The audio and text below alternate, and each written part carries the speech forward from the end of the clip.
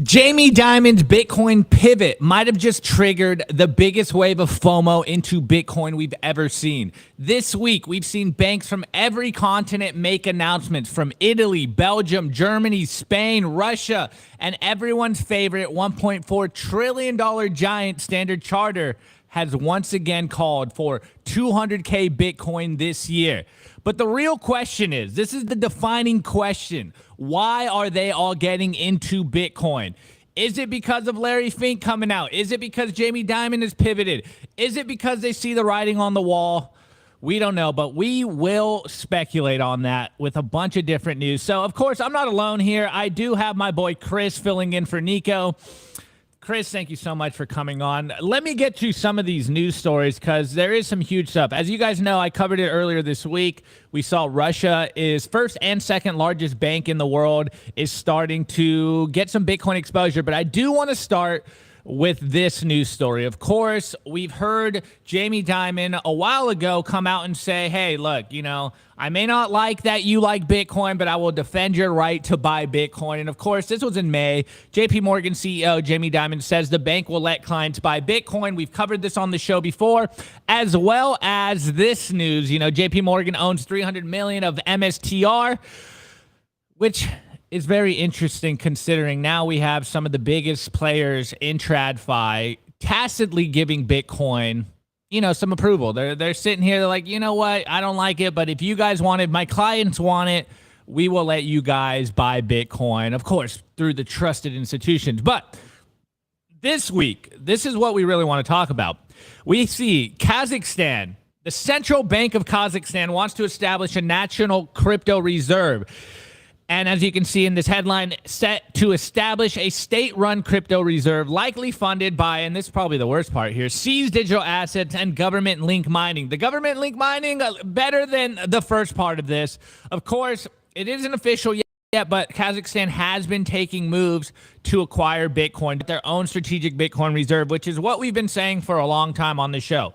Whether you love or hate President Trump, ever since he came out and said we are going to be the Bitcoin superpower of the world, everyone is coming out and saying, okay, we got to take this seriously. Though, it is interesting, you know, a central bank wants some Bitcoin exposure. The central bank wants Bitcoin, which from a Bitcoin perspective, you're kind of like, I thought we were here to separate money from state. Well, you know, Bitcoin is for anyone. Of course, if anyone really needs Bitcoin, it's probably these central banks that have this hot fire IOU that is just melting ice cubes, as Sailor always says. Now, furthermore, we have the Italian bank Unicredit, SPA, announces investment on BlackRock's Bitcoin ETF IBIT. So it's not just banks wanting to get Bitcoin as a strategic reserve.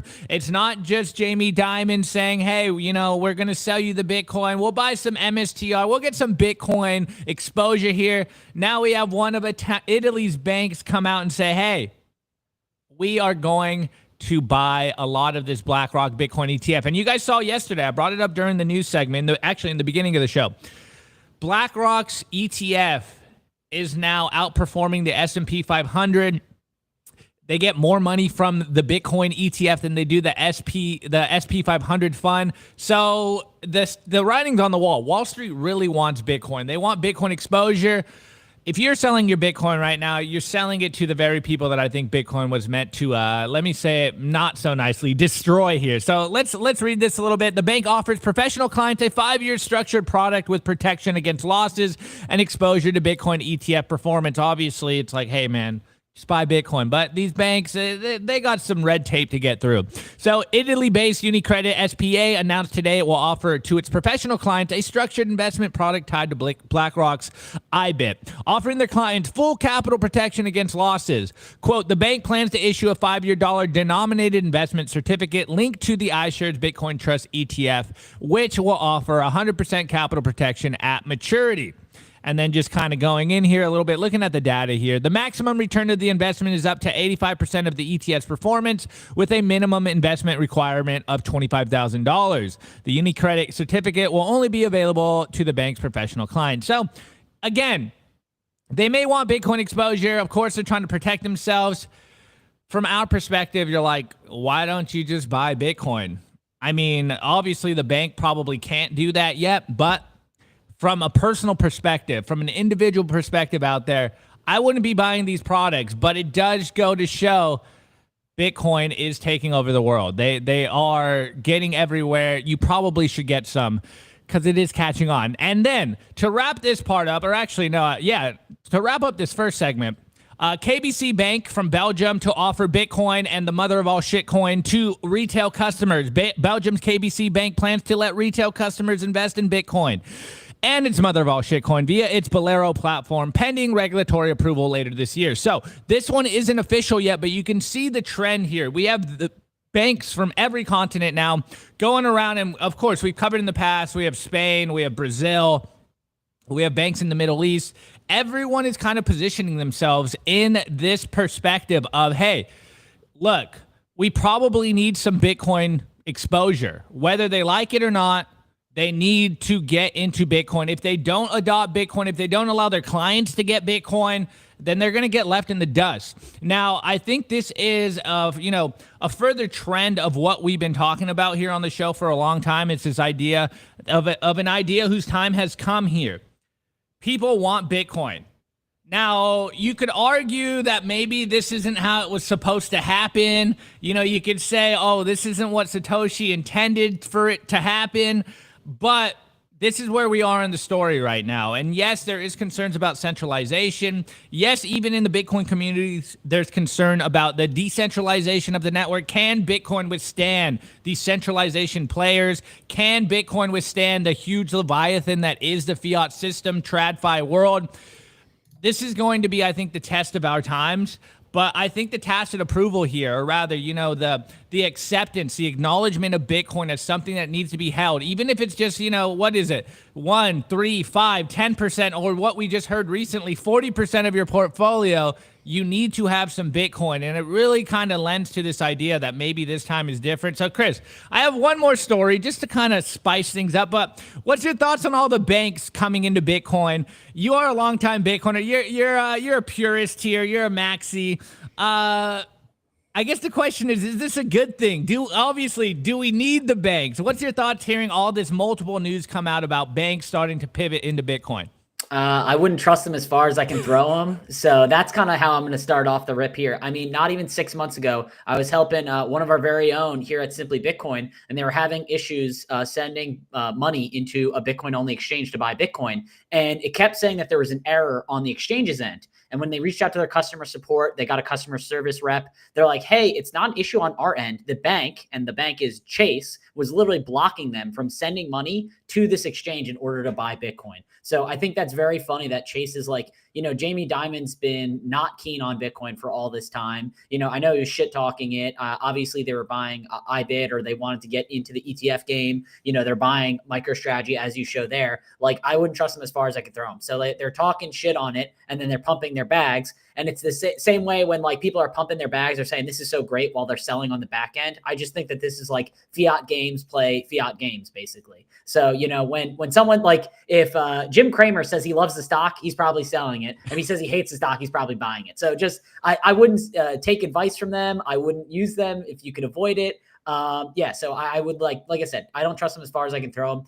Also, obviously the previous administration at Choke Point 2.0, they were very hostile to Bitcoin and other cryptocurrencies. We saw developers being jailed. We saw DOJ pressing cases even when FinCEN was saying, we don't think you have a case here. So like a lot of things were just up in the air. And obviously Bitcoin is good for everyone. Like even your enemies or people you don't like are going to use Bitcoin. They're going to buy Bitcoin. They're going to transact in Bitcoin. Like this is kind of what Hal Finney prophesied. This is kind of what we've all been saying for years now. But like with at the same time, like I think it's disingenuous, or you can get yourself in a lot of trouble with going into a lot of the Bitcoin treasury companies or going into the ETFs. Like, obviously, I understand there's reasons why people do it. You have you have an IRA, or you have a 401k, or you have a money account that you can't buy Bitcoin itself. I understand that. Like, there's obviously a time and a place for that. But I definitely think the highest order, or what you should strive to do, is take your salary or money for your business, or if you have just money set aside in cash, I think that you should really try and put that into Bitcoin and take it in self-custody yourself. Don't trust banks. Don't trust third-party custodians. I think that you're in your own best interest for you and your family to self-custody Bitcoin. Buy Bitcoin yourself, take it into self-custody. I think that's ultimately what you want to get to. But like I was saying, going back to tying this into all the banks and stuff, like obviously they were blocking one of our coworkers from buying Bitcoin on exchange not even 6 months ago. I think this was in like February, basically January, February. And then not even a year ago. So there was this new account called Minect, where it's basically like a minute to connect. I know it was something that spun up by Patrick Bet-David. And I saw a lot of people on there that were like, hey, like you're an expert and like you can message me or call me in order to get advice. Well, I saw a lot of bad advice on this platform. There was people like, there was crypto experts. And I was like, oh, like I was just kind of reading, like there was like a message board of reading people giving advice. And I was like, oh, this is really shitty advice. So like, I'm going to try and be a Bitcoin only guy and go on this platform and try and, disparage myths or like give people actually sound advice. I wasn't even about for the money. I set my limits at the lowest limits that you could, and all that. Not even 24 hours later, my account was banned. So I had a Stripe account, STRIPE, so Stripe. And not even 24 hours later, it says my account's being banned. Like it was very vague in the messaging. So I reached out to customer service. I'm like, hey, why is this? And they're like, oh, well, you're not allowed to interact or talk about or transact with Bitcoin and crypto. I was like, bro, on your own app that you're a banking partner for, one of the drop-down options are I'm an expert in accounting, finance, real estate, crypto, Bitcoin. Like it was literally like an option. I'm like, it's in the app that you're a banking partner for. Did you guys like not even look at the app? Did you guys just like say we're being a banking partner with this? So it's just very funny that the banks are coming in like, rules for thee, but not for me. So like, they're like shit talking Bitcoin and crypto. They make it very difficult to use their services. At the very same time, they're loading up their bags. They're dealing with they're obviously like Jamie Dimon's not having issues using Chase to buy Bitcoin personally if he wants it, or even on their own bank balance sheet. But like, if you're an everyday retail pleb, like fuck you. Like we're going to ban your account. We're going to shut you down. Like you have I had no recourse. I was like, hey, can I open up a new account? But like, no, if you do that, like there's a 30-day ban on your name and your account and your social security. Like basically it was just all more of a headache than it was worth. So I'm like, fuck this. Like I'm done with the banks. I'm glad I'm in Bitcoin. I'm glad like it wasn't like a big deal, but I just think, be careful like who you trust. I wouldn't trust them as far as I could throw them. So I'll just leave it at that. Yeah, that's an interesting story because we are seeing, now the regulatory approvals around banks are basically saying, hey, you can custody Bitcoin. But I think we still are seeing this like remnant of them fighting Bitcoin. And again, I know a lot of Bitcoiners, or maybe this is just my echo chamber of friends, a lot of Bitcoiners that maybe I came up in Bitcoin with, they have this idea that, oh, these banks don't know what's going to hit them. They're going to get blindsided. They don't understand Bitcoin because they say the buzzwords. And I've always maybe when I first got in Bitcoin, I thought very similar, being kind of naive, but thinking about it now, with everything we've learned in the last couple of years, I think it's the opposite. I think they fully understand what is at stakes, and this is why they actively fight the industry so much. If Choke Point 2.0 was any example of what's going on here, they know exactly what's at stake here. This is why there's the classic, quote from Christine Lagarde essentially saying, if there's an exit route, people will use it. They don't just come up with these ideas out of nowhere. They know exactly what the stakes are. And so I find that really interesting that you got banned as just being a pure Bitcoiner versus selling all of this hot garbage shit coins to people. But it is interesting because I do 100% agree with you on the fact is hey, I wouldn't trust these banks, but we're probably really far down the internet rabbit holes here, and the majority of people still trust their banks. They for whatever reason it is, they still trust their banks. So I think the acknowledgement of Bitcoin from these banks, I think probably does carry some weight around to people that they're like, oh, hey, Jamie Dimon will finally sell me Bitcoin. This must mean Bitcoin might be a good thing. On the other side, though, I do remember Hal Finney's, one of his earliest quotes, there will be Bitcoin banks in the future. Now, will these TradFi banks be those Bitcoin banks? I don't think so. It's probably going to be Saylor as like the new central bank of Bitcoin because he has all of this Bitcoin. So, a lot of good points. Now, let's, yeah, go on, Chris. I'll add one more point. So I definitely think it's, like I said, like rules for thee and not for me. Like, it's very funny that they're making it really difficult for many people that I know, but like, it's no issue for anyone that works there themselves. Like, and I definitely think it's going to be like kind of the carrot and the stick. So meaning that they're like, hey, we'll give you better interest rates if you custody your Bitcoin here, but like, you're not allowed to pull it out. Like, we can do that, but we're not going to do that. But like, you can do that, but like, we're not going to allow it. So it's like, definitely like they're, show me the incentives, I'll show you the outcome. Like, it is in their own best interest to have Bitcoin on their balance sheet, and whether they're holding it or custodying it for you and not letting you withdraw it, that's definitely, I think, in the future in the cards. But it, like you were saying, it'd be funny if Michael Saylor's like, the new Federal Reserve of like Bitcoin. It's like, Saylor, the economy's crashing. Like, what do we invest in? Like, we need to take some of your money to borrow it and get you Bitcoin back on it. It would be pretty funny in the future instead of Jerome Powell. It really does seem like that's where he's positioning himself to be like the central bank, for lack of better terms, of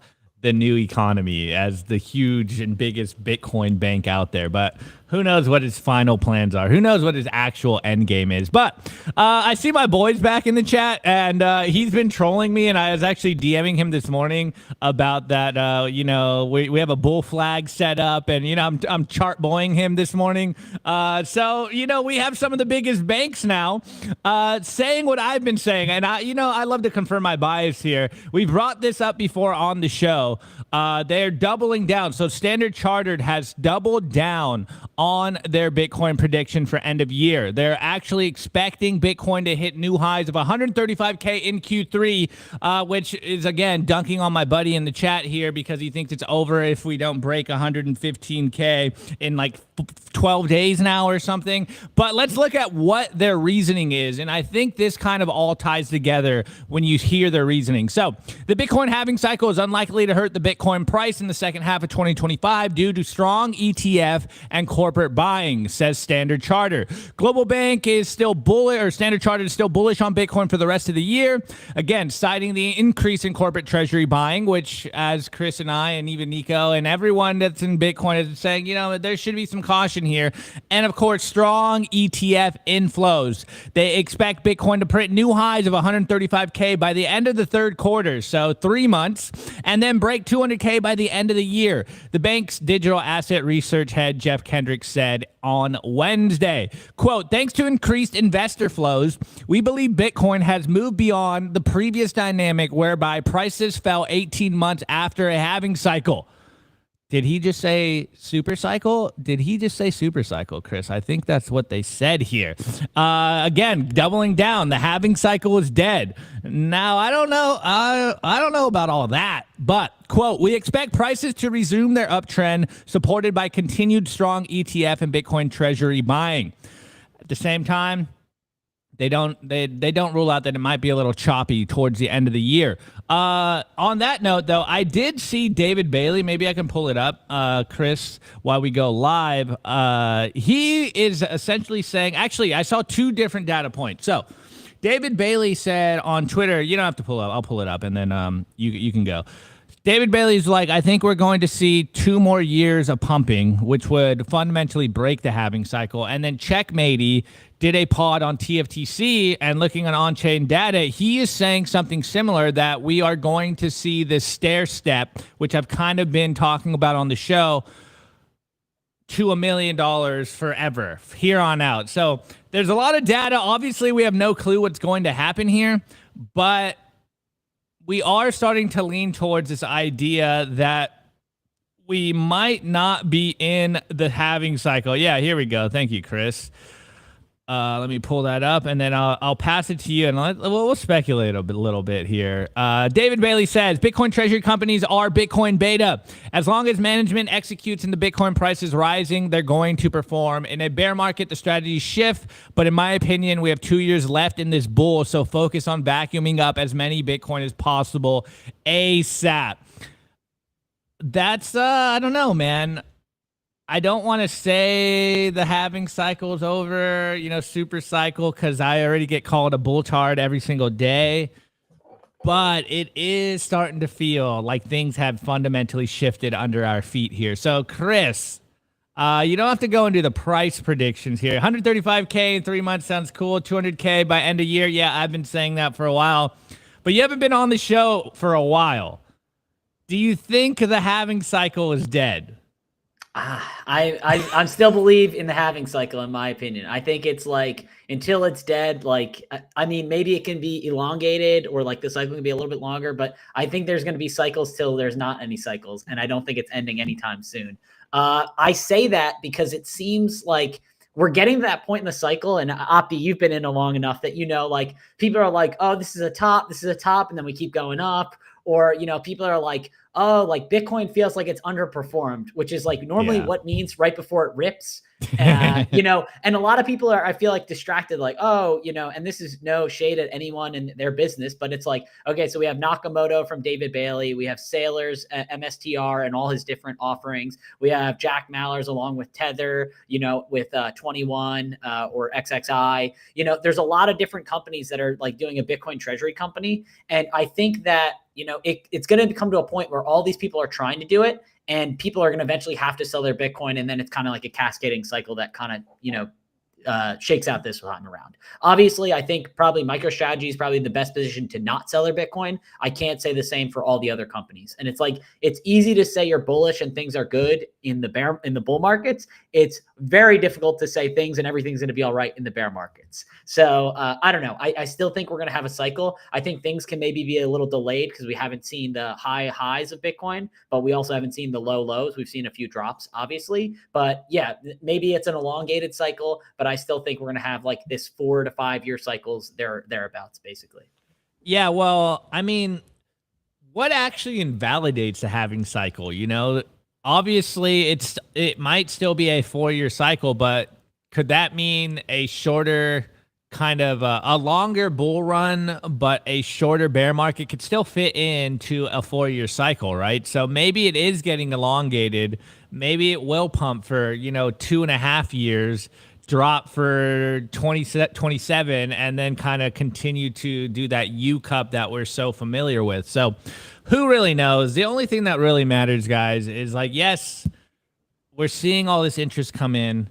A lot of people are wondering what's going on with the Bitcoin. Don't listen to my buddy that's literally telling me to sell my Bitcoin because we're double topping, bro. Trust me, bro, it's over. Just keep buying Bitcoin. Keep storing the Bitcoin. If anything is evident from all the different news stories we are seeing right now, is that Bitcoin is only from here going to become more entrenched into the system. Everyone around in the world will eventually come to that conclusion that they need some Bitcoin. And actually, Chris sent me a clip here, and it was from the Pat McAfee show. I'm going to play it in the culture because I found it kind of interesting. We're starting to see Bitcoin, or even, you know, Bitcoin media, Bitcoin exposure start to saturate the culture. And I think soon enough, it's going to become like ubiquitous with the culture, and it's going to be a silent kind of underlying thing. And I'll talk about that later in the show. But I do have a clip here of Pomp. He is talking about a Bitcoin treasury, but there's an interesting thing that I really want to talk about that he says at the end of the clip. And then Senator Lummis announced something else this morning that we will break down for you guys. But of course, before we move on, guys, smash the like button, comment on the show. Are we double topping? Is it 150K the top? I want to know your guys' response in the chat. And of course, hit the subscribe button, guys. We drop the best content in Bitcoin daily for you guys. On that note, I do want to give a huge shout out to the boys over at Bitcoin Well. Make sure you sign up today because you can win 3 chances to win 1 million sats in the Bitcoin Wishing Well. And of course, the reason we partner with Bitcoin Well is because they do Bitcoin right. You need to have a Bitcoin wallet to buy Bitcoin from them.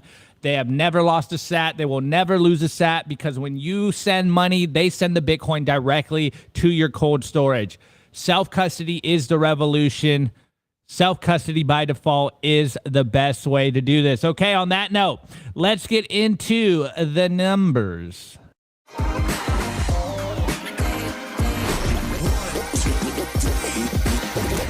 I want to tell you guys about our sponsor, Stamp Seed. Is your Bitcoin in cold storage really secure? Are your seed words really secure? Stamp Seed's do-it-yourself kit has everything you'll need to hammer your seed words into commercial-grade titanium plates instead of writing them down on paper. Don't do that. Paper sucks. You want to literally stamp your seed into this plate of titanium. Your words are actually stamped into the metal plate with this hammer. So once your words are in, they aren't going anywhere. No risk of the plate breaking apart and your pieces falling everywhere. Titanium stamp seeds will survive nearly triple the heat produced by a house fire. They are also crush-proof, waterproof, non-corrosive, and most importantly, because this is generational wealth, time-proof. All things that paper is not, allowing you to hodl your Bitcoin for the long haul. I mean, here is the plate that they crushed. They put in water, they put a blowtorch to it, and as you can see, the words have survived. Stamp your seed on Stampseed. And you can use promo code SIMPLY to get 15% off anything on their store. Head over to stampseed.com today.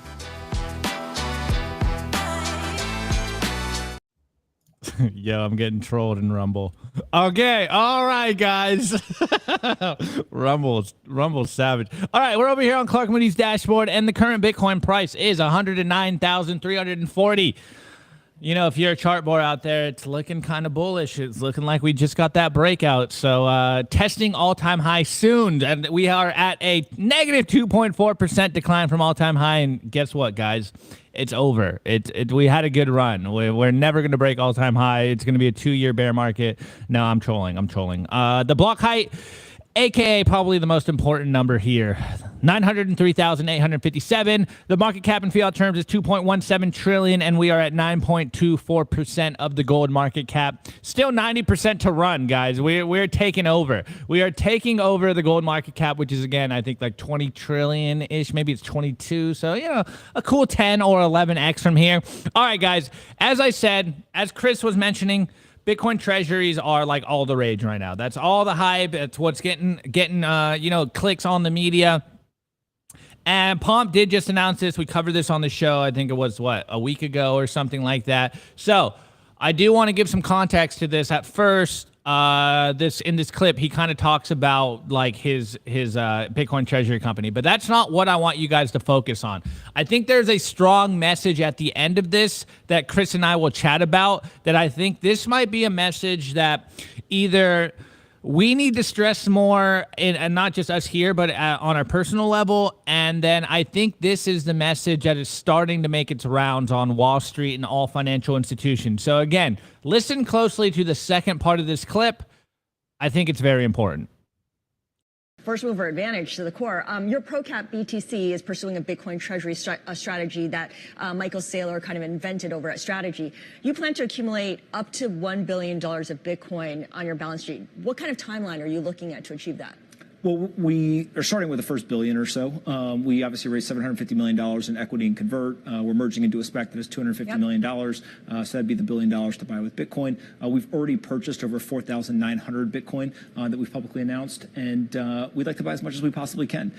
So I think that part of this is really trying to figure out creative ways to raise capital, go put it into Bitcoin. But the thought process of Bitcoin in particular is Bitcoin is the new hurdle rate for an entire generation, right? I think, our grandparents, our parents, they grew up with the S&P as the hurdle rate. That's not the hurdle rate anymore, because I have an asset that is, again, my benchmark, which is Bitcoin. If I can't beat the benchmark, I have to buy it. And I think that's really what Bitcoin has become, is if Bitcoin is that hurdle rate, what a ton of investors are realizing is they can't beat it. For the last 5 years or so, the compound annual growth rate is 60%, it's destroyed stocks. And so now, that is, I think, the big message here. Bitcoin is the new hurdle rate. We've been hearing this recently, but obviously you don't have to put it in financial terms when you're talking to your friends and family. But the idea of like, look, if you can't outperform Bitcoin, why are you putting your money in it? I think that should be kind of like a very, very strong message that we should stress to our friends and family. It's like, look, if you're not beating at minimum 30% returns per year, why are you investing at it? If you can't beat 60% returns over the, compounding annual growth over the last 5 years, why are you investing in it? everything that everyone thinks is a good investment right now is freaking doing nothing compared to Bitcoin. And like Pomp was saying, you know, the S&P 500 was the hurdle rate for our grandparents. Real estate returns, which, you know, they can be outsized. Like, that's a hurdle rate for a lot of people. But literally sitting back and doing nothing, doing your normal job, saving in Bitcoin gives you what? 60% returns, 50% returns year over year, at minimum 30% returns. I don't know. It's kind of hard to outperform Bitcoin at this point, but I really like that framing. Bitcoin is a new hurdle rate. Obviously, you can make it like a little more layman friendly. Like, if you can't outperform Bitcoin, why are you investing in it? And I know there's probably some Keynesians out there. They're like, oh, the velocity of money, bro. Like, if everyone's just saving in Bitcoin, like, no one's going to be productive and the economy is not going to grow and no one's going to buy anything. And it's like, yeah, cool story, bro. Like, you save your money, your purchasing power goes up, you know, you start to feel rich, you want to buy things, you want to increase your life. Like, your money's here to essentially live and provide a better life. Like, people will buy things forever. But if you're doing an investment right now, and I actually had a conversation with one of my friends, he was a huge Bitcoin skeptic for years. I've been trying to orange pill him for like 7 or 8 years. And he finally called me this week. And he did the like, man, everything's more expensive. People are getting laid off. You know, like I have, you know, a couple $1,000s in stocks that like his brother is managing because he works at Morgan Chase. And he's like, and the returns aren't good. And I'm like, dude, like, come here. Like, come on. You're ready. You're almost ready for Bitcoin. And he's like, yeah, I might have to actually do it. So we're getting to the point where people are starting to feel the pain. And I think it's just one last push. It's like, hey, if you can't beat 60% returns this year, 50%, 30% returns this year, what are you doing? Just sit back, chill, buy Bitcoin, live your life. It's like the easiest pitch ever. So Chris, what's your thoughts on the idea of Bitcoin as a hurdle rate and why you probably shouldn't invest in whatever else you're thinking about investing? I mean, if you're comparing it to the best performing asset of all time, everything else is underperforming. Opti, you want to pull up the one website. I forget. It's pricedinbitcoin.com. I don't know if it works. Let me see. Last time I checked, it's like priced in Bitcoin 21. Last time I checked, it wasn't. It was down. So let me see if I can pull it up. But yeah, I remember we pulled it up before in the past. It acts up. Sometimes it works. Sometimes it doesn't. So priced in Bitcoin 21. Here it is. Is yours working? Mine's not working. It's not working. It's not working. Well, anyway. Trust us, bro. Hold on. Trust us, bro. Well, it used to be a great website. Priced in Bitcoin, basically showing the comparison of oil, housing, food, energy, you name it. Basically, it was priced in Bitcoin, and it was comparing, basically using the best performing asset against everything else. Obviously, in the short term, you know, 3 months, 6 month, year, even 3 years, sometimes Bitcoin can underperform if you're in a bear market or a brutal bear market. But overall, like, you want to perform against the best asset of all time. Opti, you had a great point. You're saying the Keynesians or the Keynesians. There we go.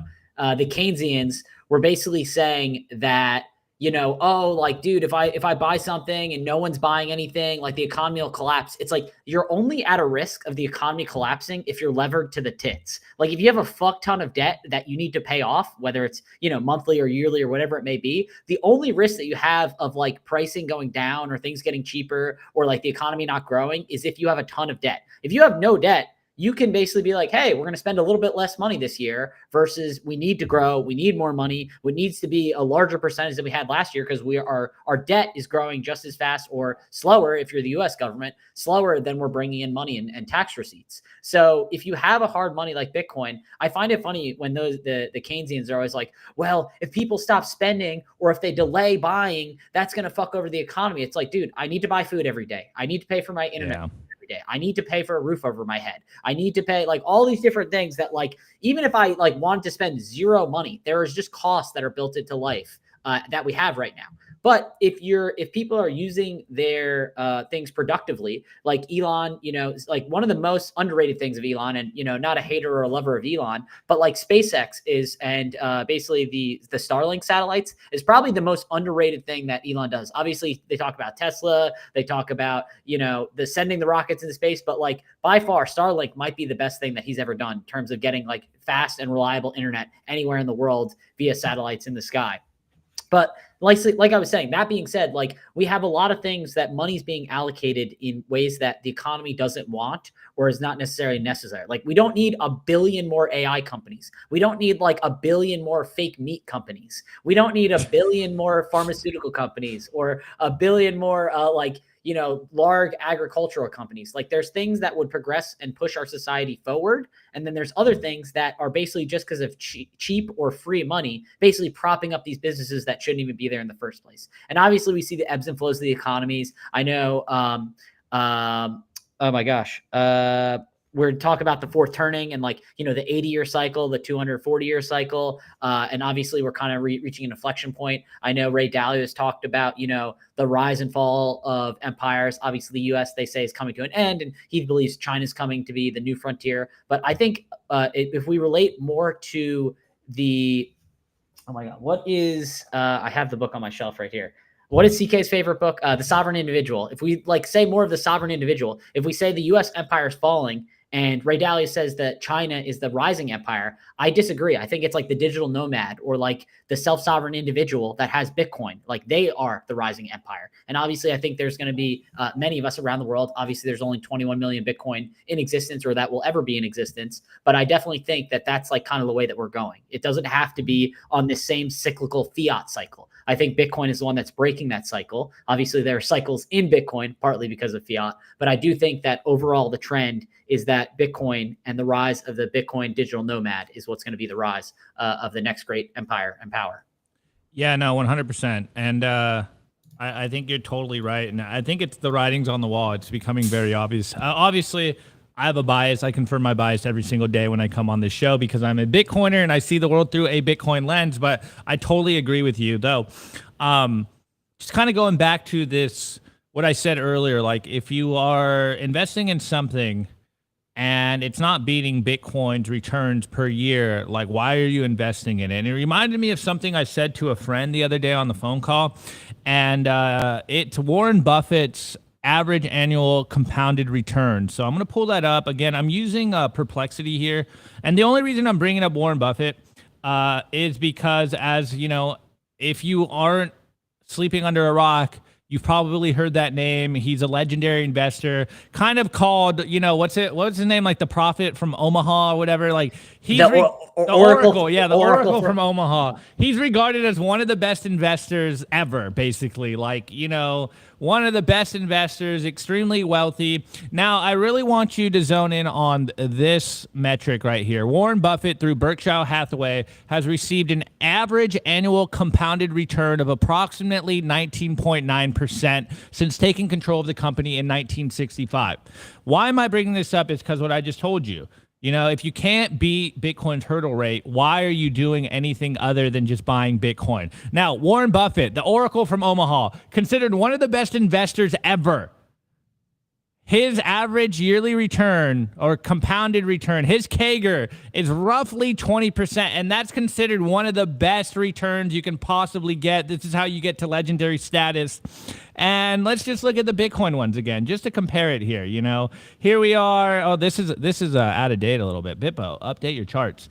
But you can see here on the bottom, Bitcoin's 10-year CAGR is 82%. Sounds like a solid 4x from what Warren Buffett done. And even if you cut that in half, the 5-year annual compounding returns is 63.6%. I think that's a 3x for what Warren Buffett's done. And even in the last 4 years, which you could argue hasn't been the best in Bitcoin cycle history, it's 32.2%. So literally every single one of us is outperforming Warren Buffett by literally sitting on our hands, buying Bitcoin, taking in the cold storage. Like, this is the new hurdle rate. This is exactly what Pomp is saying. If you can't beat this, what are you doing? You're literally playing an old game that doesn't work anymore. So, hey, you want to be a better investor than Warren Buffett? All you have to do is literally buy Bitcoin and store it for yourself. End of story. You don't even have to watch the charts. That's all you need to do. Yeah, and I've even got crazier news. So like when Warren Buffett started investing at like 11 years old, he bought into like, that was his first time buying stocks at 11 with like money that he made from like running a paper route. But even at 26 years old, he started his own, Buffett Associates limited liability company. And basically he started with a total of $105,000. So he was 26 years old. Wow. And imagine starting with $105,000. Imagine, so Bitcoins right now, we're about $109,000, $110,000. I know that's a tall order and that's hard to get. Obviously, with him, he raised money. So he put $100 down and then collected $104,900 from family and friends. And basically it was like, starting his company with seed money from family and friends. But if you have a whole Bitcoin and you're 26 years old, you're 30 years old, you're 35 years old, the only thing, there's two things that prevent you from getting as wealthy, I think, in the long run as Warren Buffett. There's two things. It's one, staying alive, and two, making sure that your Bitcoin does not get stolen.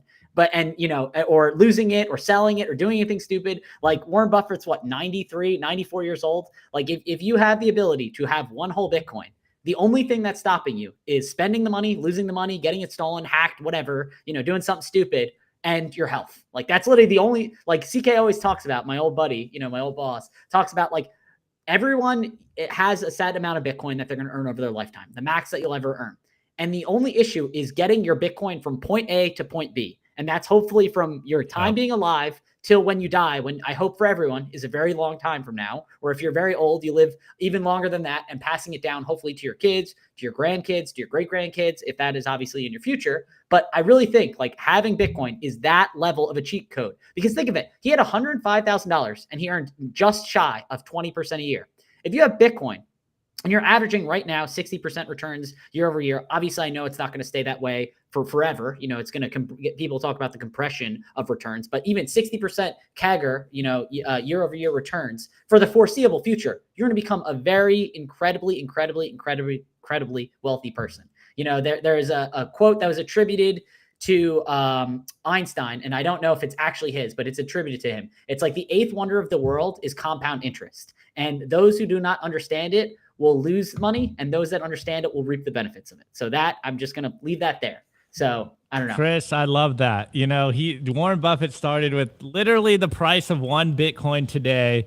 At 26 years old. I mean, if you're younger, 26. If you're like 18, 20, 24, if you're younger than 26 and you have $10,000, $50,000, whatever, small amount, $1,000 into Bitcoin, like you can see those level of returns at like extrapolated over a lifetime.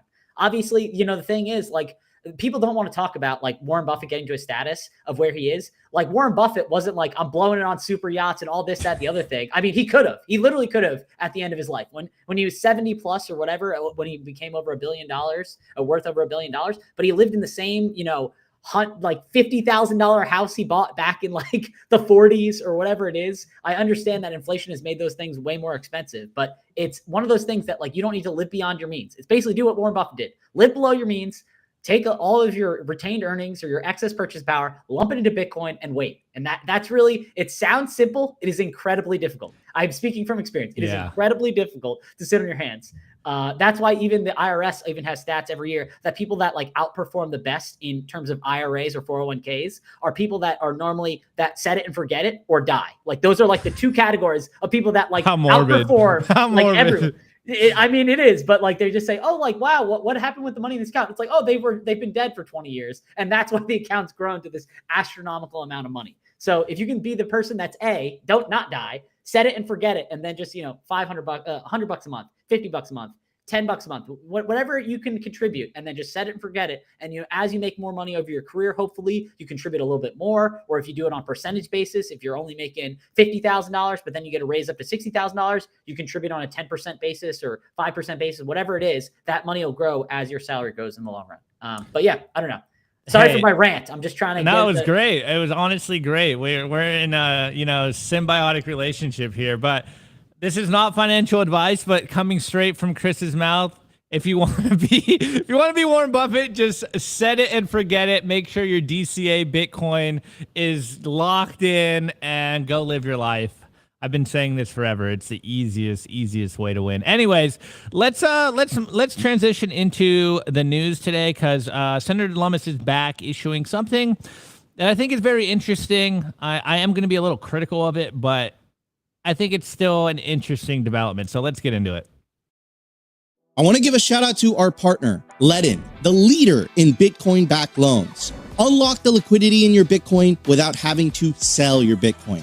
They've issued $9 billion in loans to over 10,000 customers since 2018. I absolutely love these guys. Not only do I have an account with them, but I also have a loan. And what I love about them is that there are no monthly payments, and you could pay back the loan at any time. As soon as you send your Bitcoin as collateral, you'll have cash in your account within 24 hours. Over 1,000 five-star customer reviews, and they've never lost a single dollar or sat of customer money. Go to learn.ledin.io/simply today, and you'll get 0.25% off your first loan. I want to give a shout out to our partner, sat123.com. Sovereignty isn't just about your money. It's about your communications too. When the grid goes down, most people go dark. Cell towers fail in hurricanes, cyber attacks, and blackouts. But satellite phones, they don't rely on local infrastructure. Iridium has 77 satellites in orbit, giving you a direct line anywhere in the US, even offshore. If you hold your own Bitcoin keys, you should hold your own comms too. Sat123.com also has everything you need to start building your Bitcoin citadel. Starlink, battery backups, Faraday bags to protect your hardware wallets, and much more. It's a one-stop shop for anyone serious about resilience and off-grid independence. Stay connected, stay independent, stay sovereign. Go to sat123.com/simply today and use promo code SIMPLY to get 15% off anything on the store.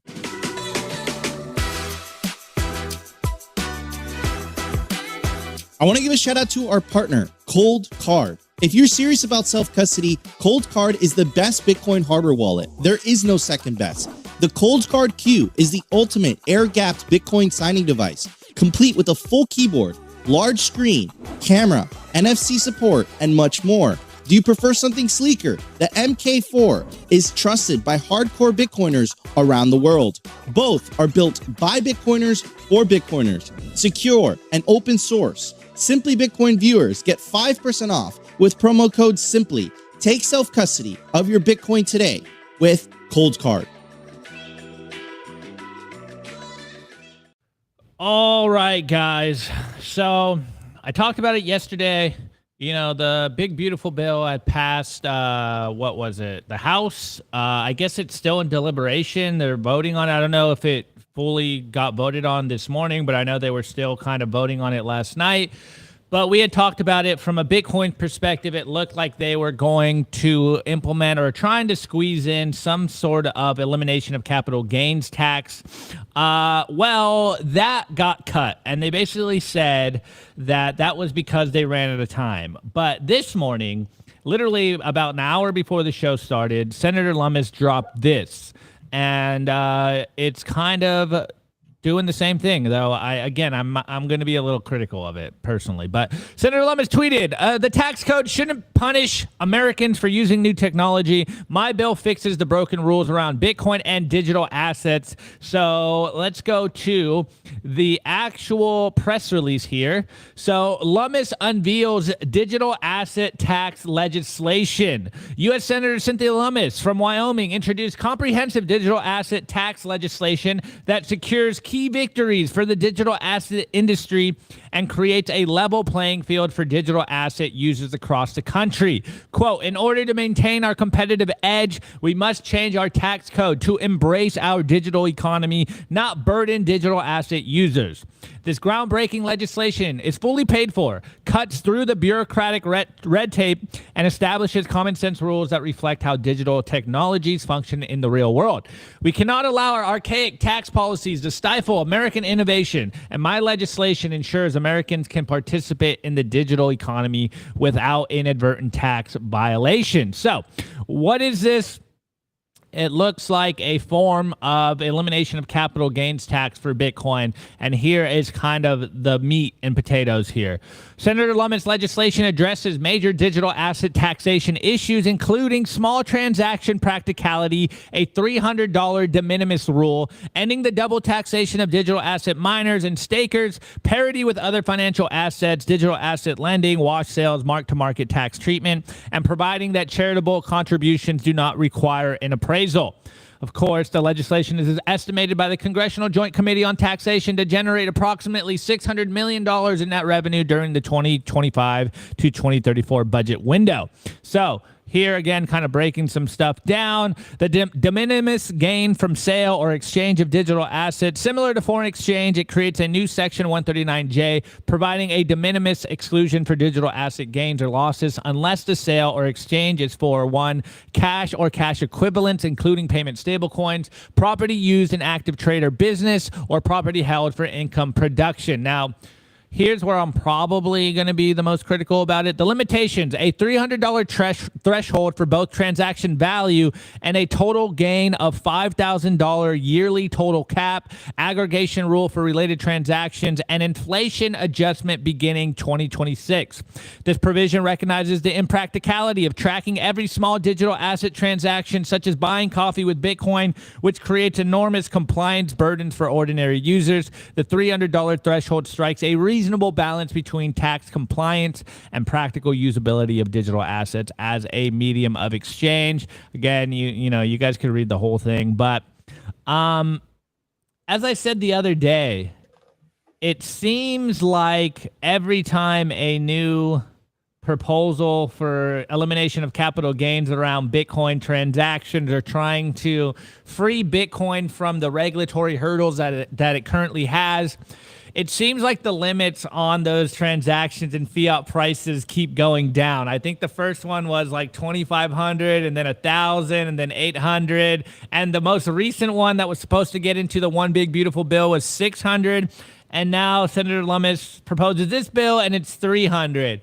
Now, on the one hand, I'm not going to be too critical here because I think it might be a good step in the right direction. Like so that you can buy normal stuff, $300, like whatever. You can buy your cold cards or, you can buy your coffee with it. But I don't think this de minimis tax exemption goes far enough. I am a staunch just eliminate capital gains on Bitcoin completely. You do not pay capital gains if you exchange from one currency to a weaker currency. And that's exactly what we're doing here. As I said the other day, let's at least, I think I saw BJ, he said, let's do a 10K and then keep that inflation adjusted number so that, it just keeps getting bigger and bigger. You're muted. Oh, you're good. We get to determine the inflation adjusted number. So we get shadow stats or the Chapwood index instead of CPI. Yeah, exactly. So on the one hand, again, I do always applaud the efforts that Senator Lummis and other people on, the Hill or that are in Washington, the Bitcoiners that are at least trying to kind of get some good legislation and regulations pushed through Washington, D.C., in the benefit for us Bitcoiners. But I don't know. I feel like this is going to, not only is it probably not going to pass, but it's kind of falling short in the actual kind of execution of it. Again, it's $300 per transaction. And then it's $5,000 cap for the whole year. That's like buying toys. Yeah, obviously rent's more expensive than that or whatever, but you go out for a meal and it's basically you're hitting up against the 300 limit and you do that, a few times a year and you're basically over the 5,000. Yeah, so as much as I want to applaud this this move here, I think it is probably a defining move, but I don't know. I'm not that happy about it as a Bitcoiner. Can we get these? Can we do I forget what the numbers are exactly, but when the 10K, fiat limit, tell me how much money you have, when you're crossing the border, when that was implemented, the $10,000 was, I think, equal to 100K at the time. Yeah, it was 75K, 100K. So, let's do that. 100K inflation adjusted Bitcoin transactions.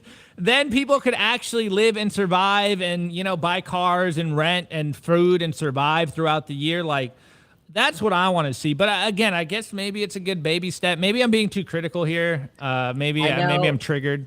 I know when Lummis and Gillibrand were doing the bill back in 22 or 23, when they were doing the joint bill, obviously a Democrat and Republican, when they were trying to pass the bill for Bitcoin, obviously in digital assets, there was the threshold, I think, similar to what you're saying, was like either $10,000 and $600 limit.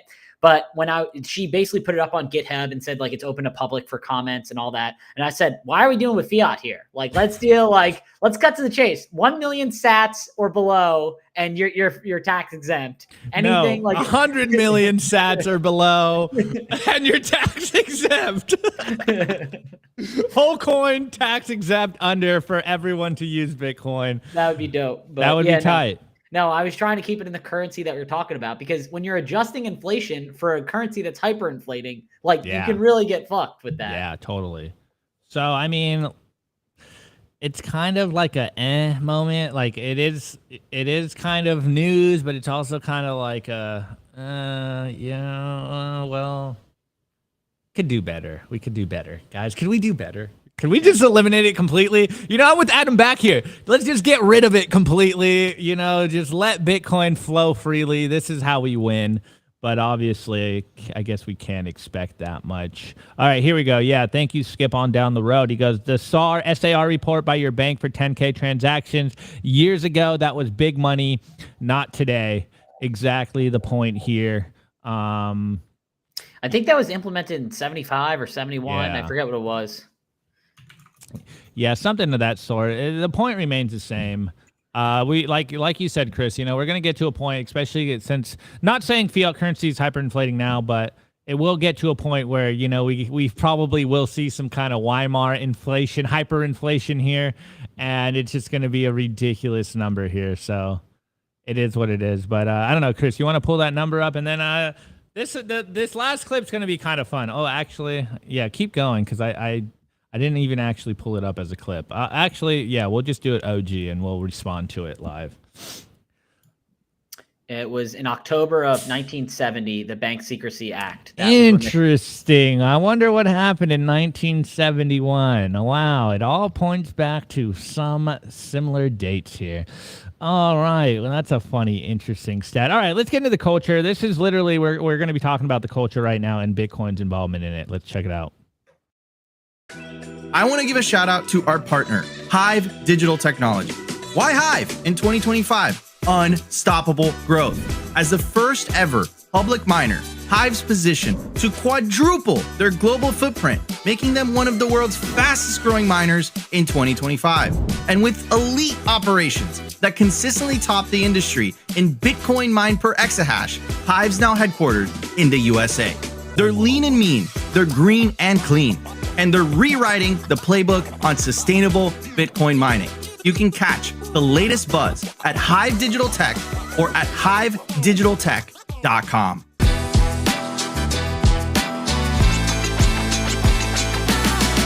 I want to give a shout out to our sponsor, Casa. Casa makes self-custody easy and secure. As a Bitcoiner, I care about holding my own private keys, but multi-sig can sometimes get tricky. Casa nails it with a multi-key security. So even if one key gets lost or stolen, your Bitcoin stays safe. And you don't give up custody, meaning no one could access your Bitcoin but you. No seed phrase anxiety, no single point of failure. I've been telling my friends and family about Casa for years. Their UX and UI on their app is by far the best in the industry. Inheritance planning is built in, and they even offer Casa for Business if you're thinking about a Bitcoin treasury. Hit up casa.io today and use promo code SIMPLY to get 10% off Casa Standard or Casa Premium. Head over to casa.io. All right, guys. Well, this is called the culture. Usually it's about Bitcoin culture or what's going on in the fiat culture, but now these two things are colliding in real time. And we got this clip here of Pat McAfee show. He's one of the biggest. He was independent. Now I think he's backed by someone. But He was independent, then he was with Barstool, and now Yeah. now he's with ESPN. Yeah, so he's basically like the cooler version of what ESPN was, and now he's back to ESPN. He's huge, guys. He's one of the most influential sports talk guys right now on the internet. He kind of created his own lane. And as you can see, we have Sauce Gardner here. Is he still at the Jets, right? He's yeah, I'm a diehard Jets fan for those that don't know. So he's a cornerback for the Jets. Very good. Did not have great last year, but very great player. Yeah, overall. He's a great dude. And as you guys can see, well, rather, if you're listening, he's wearing this Satoshi Nakamoto shirt. And I just want to play the clip because I find this very interesting here. And then let's just play the clip because it's kind of funny, but also it kind of triggered a lot of Bitcoiners on Twitter. So let's just watch this. Shout out to Satoshi Nakamoto. That's Bitcoin? That's Bitcoin on your chest, your shirt? Oh, I don't know what this is. I'm not gonna lie. I don't know what this is. My stylist had got it for me, and he said like this in. I think it's Satoshi. So it's like a popular brand. You know, everybody really wearing it, especially in like the fashion. Everybody. In the fashion world, so. It's at dips too. It's at dips, and it's really going up, going to the moon. That's awesome. You see the shirt. That shirt is sweet. Let me go ahead and put that thing on. You look awesome. Let's go. It sounds like Pat McAfee's a Bitcoiner here, but it does. I mean, it sounds like we're transcending culture. So obviously, everyone sees Jack Dorsey out with his smiley face, looks like Nirvana, shirt on there with Satoshi.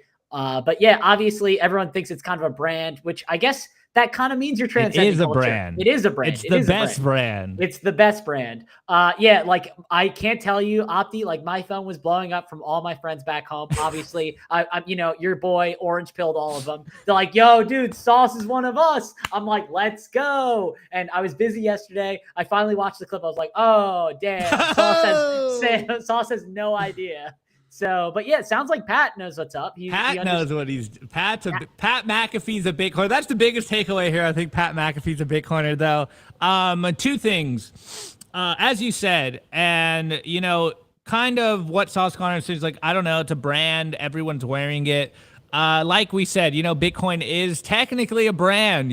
This is the biggest brand. If you want to consider the whole crypto ecosystem, the best, the most trusted, the most secure brand in the space is, of course, Bitcoin. And every one of us is the marketing team out here. So, on that front, that's cool. The kind of more Bitcoiner take that I saw that was kind of trolly was like, dude, that was such good OPSEC. He's like, I don't even know what it is. I just, I'm just wearing it. It's like, oh, I don't know what this is. I just thought it was a cool brand.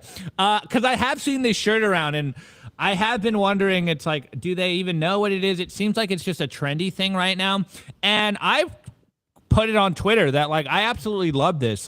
You may not like this, but this is how the culture war is won. People just thinking it's cool. People just wearing this name without even knowing. People get their touch points. If you know type scenario. And he's just wearing it because he just thinks it's cool, basically. Or rather, shout out to the legendary stylists out there. I wonder if they're actually Bitcoiners. It kind of reminds me of the Fight Club, We Are Everywhere. Though it could just be stylist is Jack Dorsey, you know what I mean? Yeah, exactly. It could just be what he said. It is kind of the trendy thing right now. I've seen a lot of celebrities wearing that shirt.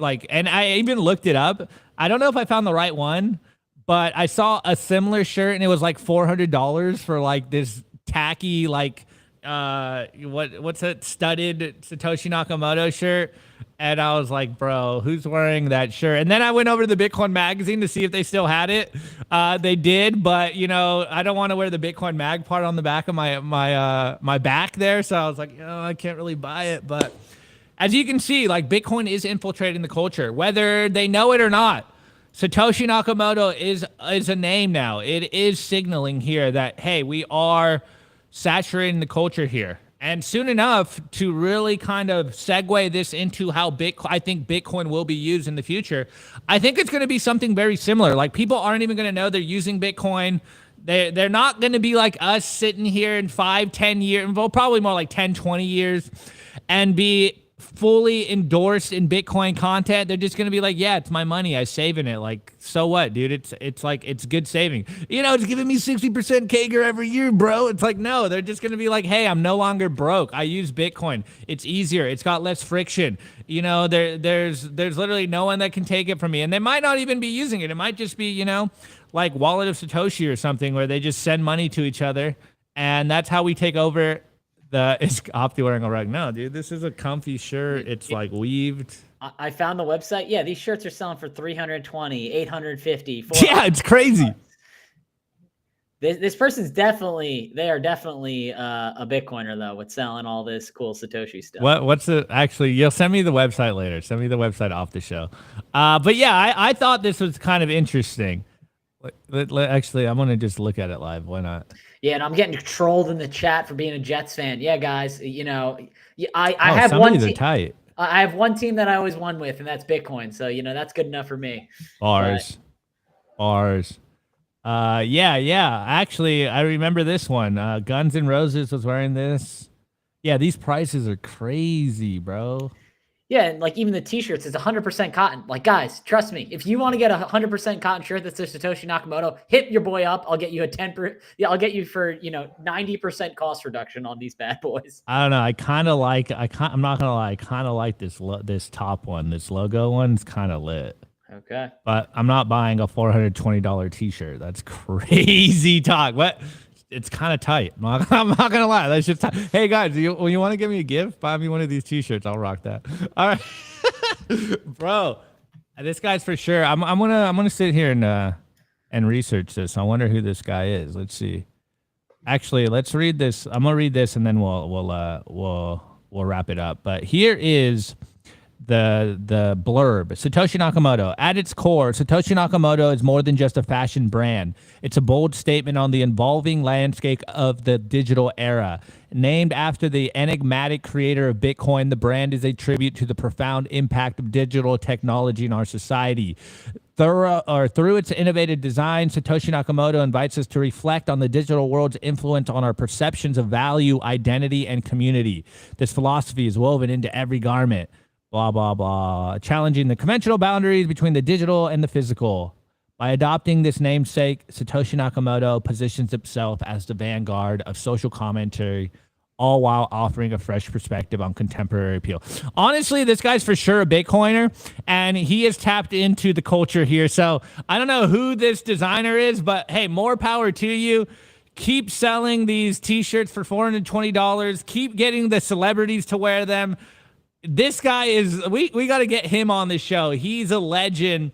He's got it in the biggest circles here. Now the name is going mainstream.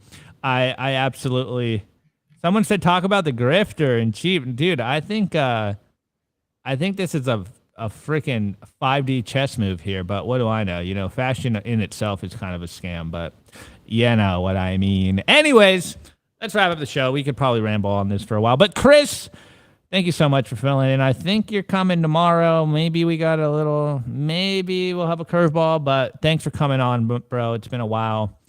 We had fun. I had fun. Talk to you later, guys. Peace. All right, guys. On that note, you already know the drill. Smash the like button, comment. Tell me if you'd buy a $420 Satoshi shirt. And, of course, hit the subscribe button. We will be back tomorrow, but, of course, check out the other content on our channel. We have the best and the most content of anyone on YouTube. It's your boy Opti. I'll see you tomorrow. Today's episode was brought to you by BitcoinWell.com, a Bitcoin-only platform on a mission to enable financial independence.